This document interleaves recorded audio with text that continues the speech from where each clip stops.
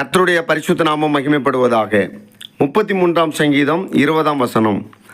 நம்முடைய ஆத்துமா கர்த்தருக்கு காத்திருக்கிறது, அவரே நமக்கு துணையும் நமக்கு கேடகமுமானவர். ஆண்டவராகிய கர்த்தருடைய சமூகத்தில் நாம் காத்திருக்க வேண்டும். காத்திருக்கும் பொழுது கர்த்தரே நமக்கு துணையும் நமக்கு கேடகமுமானவர். ஆங்கிலத்தில் வாசிக்கிறேன். He is our help and our shield. He is our help and our shield. Help என்றால் உதவி, ஷீல்டு என்றால் கேடகம். நம்முடைய ஆண்டவராகிய கர்த்தர் நமக்கு உதவி செய்கிறவராகவும் கேடகமாகவும் இருக்கிறார்.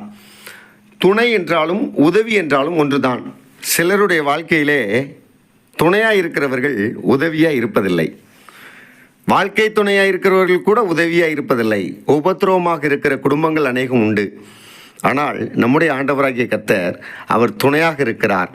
வெறும் துணையாளராய் அல்ல, உதவி செய்கிற துணையாளராக இருக்கிறார், கேடகமாக இருக்கிறார். நமக்கு விரோதமாக எத்தனை போராட்டங்கள் வந்தாலும், எத்தனை அம்புகள் தொடுக்கப்பட்டாலும் கர்த்தர் நம்மை பாதுகாக்கிறார், நமக்கு உதவி செய்கிறவராய் இருக்கிறார். நாம் கர்த்தருடைய சமூகத்தில் காத்திருக்கும் பொழுது கர்த்தர் நமக்கு உதவி செய்வார். அதே நேரத்தில் உதவி செய்யும்படியான ஆட்களை நமக்கு ஏற்படுத்தி தருவார், சுற்றிலும் ஏற்படுத்தி தருவார், குடும்பத்திலும் ஏற்படுத்தி தருவார். முதலாவது அவர் நமக்கு உதவியாக இருப்பார்.